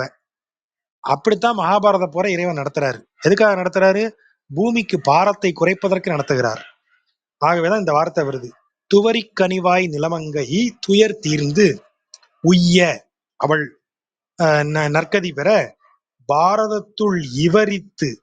இவரித்து என்றால் எதிரிட்டுன்னு அர்த்தம். பாரதத்துல எதிரிட்ட இவரித்த அரசர் தடுமாற, இவரித்து அரசர் தடுமாற, இவரை எதிர்த்து வந்து அரசர்கள் எல்லாம் தடுமாறும்படியாக இருள் நாள் பிறந்த அம்மான். எப்ப பிறக்கிறான்? இருட்டுல பிறந்தான், அதான் இருள் நாளாம். அவன் பிறந்தது இருட்டுல பிறந்தான்னு சொல்லக்கூடாதான், இருள் நாள் அப்படின்னு ஒரு வார்த்தையை போடுற. அவன் பிறந்தவனே ஒளி வந்துருச்சு இல்ல, ஆகவே இருட்டில் அவன் ஒளியாக பிறந்தவன். அதான் இருள் நாள் பிறந்த அம்மானை உவரி ஓதம். ஓதம் என்றால் அலை. அலை வந்து இப்படி தரையில வர்றது. உவரினா கடல். உவரி ஓதம், கடலினுடைய அலை முத்து உந்த, முத்துக்களை வந்து கரையில கொண்டு வந்து தள்ளுது. கடலின் அலை முத்துக்களை கரையில் தள்ள, அது வந்து ஒரு பக்கம். கடற்கரை பக்கம் போனீங்கன்னா கடல் வந்து முத்த கொண்டாந்து தரையில தள்ளுது. உவரி ஓதம் முத்து உந்த ஒருபால். சரி, இன்னொரு பக்கம் பார்த்தா ஒருபால் ஒன் சென்னல். ஒன் என்றால் ஒளி பொருந்திய அழகியன்னு அர்த்தம். 3 சுழியின். சென்னல் வந்து அப்படியே கொத்தா விரிந்து வந்து அப்படி காய்ச்சி தொங்கி கவரி வீசுற மாதிரி ஆடுதான். கவரி வீசுதல்னா என்ன? இந்த பழைய கால மன்னர் படத்துல பார்த்திருப்பீங்க, மன்னருக்கு இருபுறமும் இருந்து இப்படி ஒன்ன வீசிக்கிட்டே இருப்பாங்க, அதான் கவரி வீசுதல்.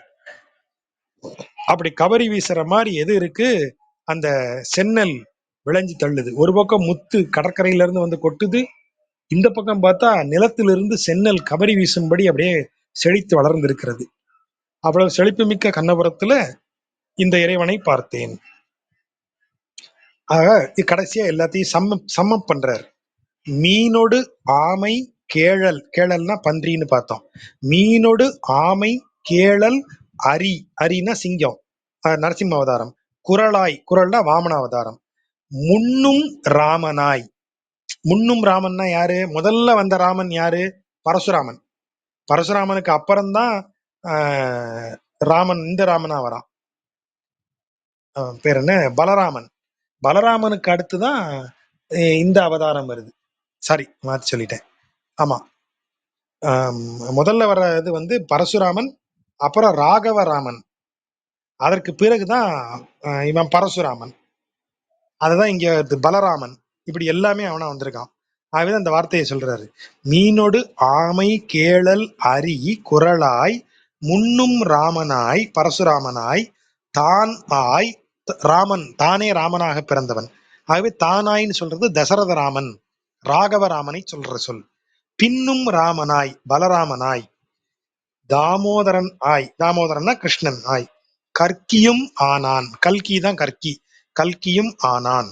முன்னும் ராமன் என்பது பரசுராமன், தானாய் என்பது ராமாவதாரம், பின்னும் ராமனாய் அப்படின்னா பலராமன். ராமாவதாரத்துக்கு பிறகு அவன் எடுத்த இன்னொரு ராமாவதாரம் பலராமன். ஆகவேதான் பின்னும் ராமனாய், அதற்கு பிறகு கிருஷ்ணன் தாமோதரனாய், கல்கியும் கற்கியும் ஆனான். அப்படிப்பட்ட ஆனான் தன்னை, அப்படி ஆனவனை கண்ணபுரத்து அடியன், கண்ணபுரத்திற்கு அடியவனாக விளங்கக்கூடிய கலியன் ஒலி செய்த தேனார் இன்சொல் தமிழ் மாலை செப்ப பாவம் நில்லாவே. அவன் தேன் பொருந்திய இனிய சொற்களால் இந்த தமிழ் மாலையை அவன் செய்திருக்கிறான். யாரு? கலியன், கண்ணபுரத்திற்கு அடியவனாகிய கலியன் செய்திருக்கிறான். அதை சொல்லுபவர்களுக்கு பாவம் நிற்காதுன்னு முடிக்கிறார். கொஞ்சம் நீளமா சொல்லிட்டேன். பொறுமையா கேட்ட நண்பர்களுக்கு நன்றி.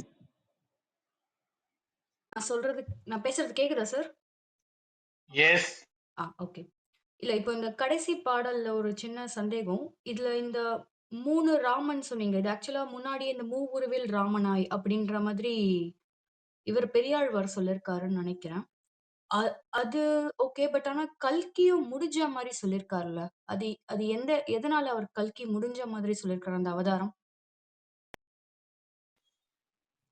கல்கியாக அவன் வருவான்ங்கிறது முடிவாயிருச்சு, அவ்வளவுதான். 10வது அவதாரம் கல்கிதான் முடிவாயிருச்சு, அது இன்னும் வரல. ஸோ அப்படி வரப்போறது யார் தான்? அவன் தான், அது கன்ஃபார்ம்டு.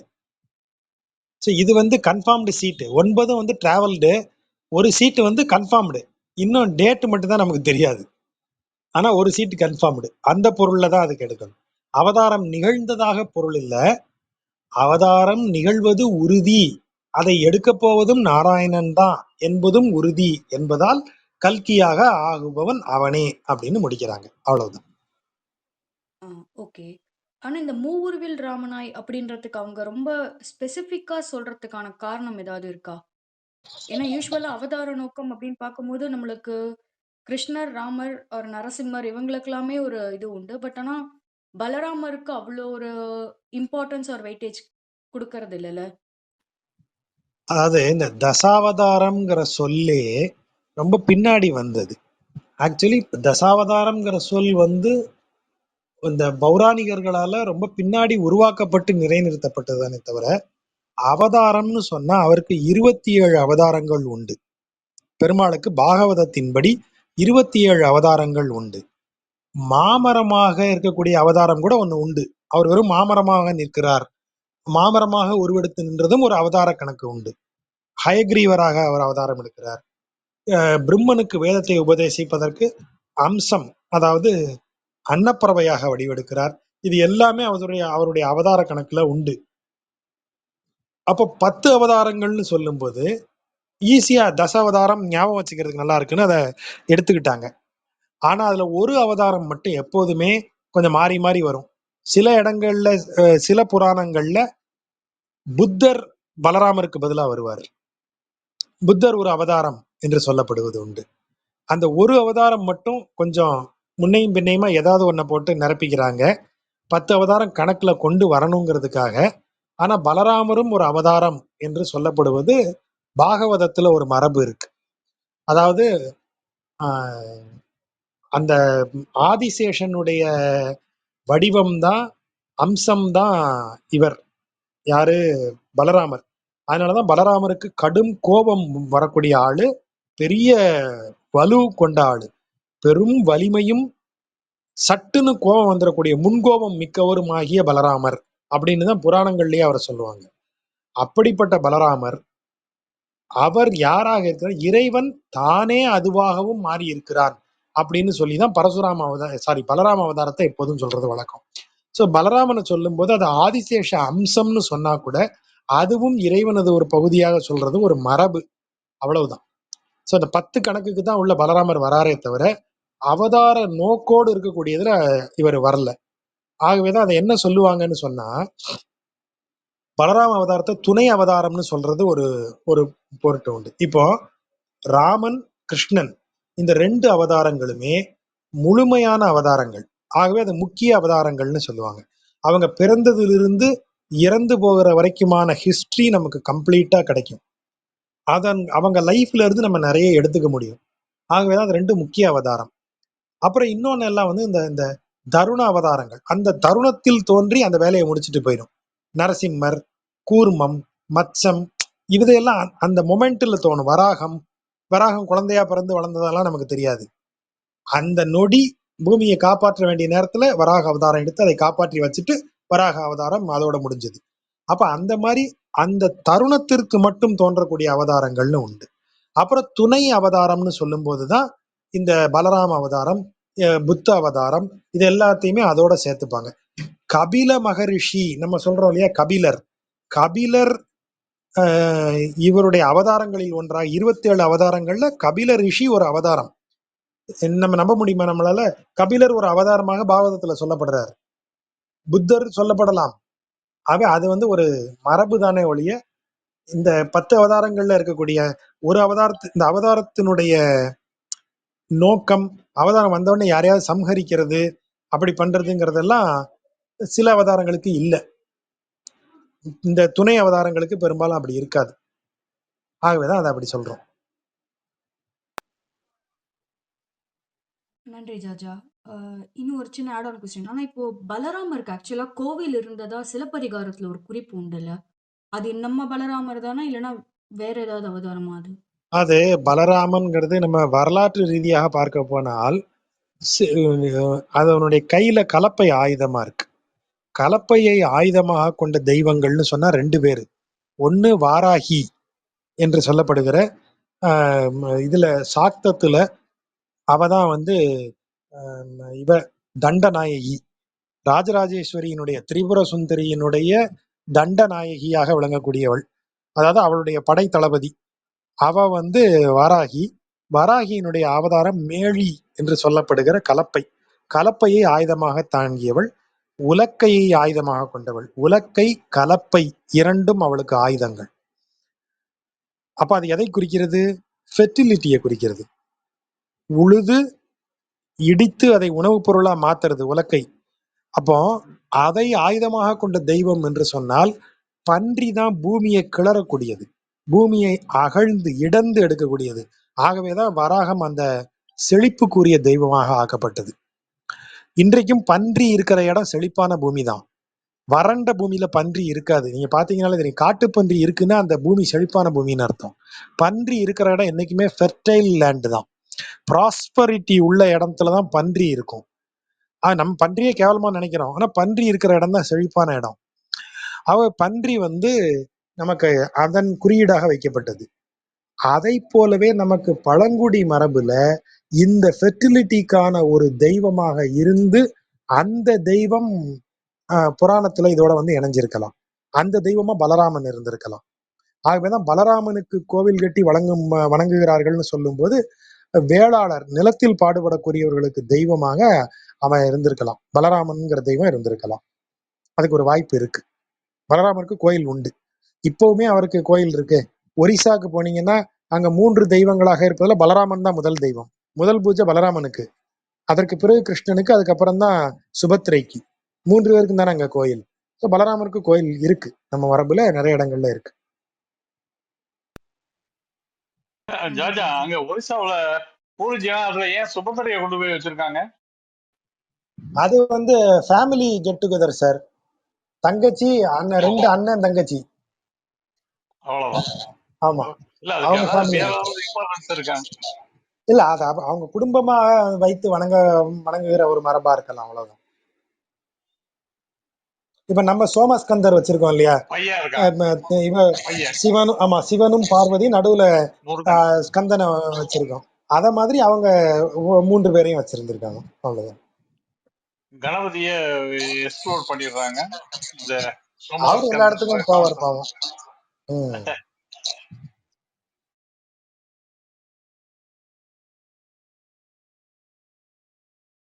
எனிபடி வெற்றி ஷாம்லா இருந்தாங்க, இவங்க ஜமி இருந்தாங்க, பத்மா பிரியா, வேற ஏதாவது இருக்கா? இல்லாட்டி அடுத்த வர வியாழக்கிழமை நம்ம சந்திக்கிறோம்ல ஜஜா? ஆமா, வியாழக்கிழமை சந்திக்கலாம் சார். கட்டாயம். ஓகே, அடுத்த நன்றி. உமா வைண்ட் அப் நன்றி பண்ணுங்க. ரெக்கார்டிங் நண்பர்கள்.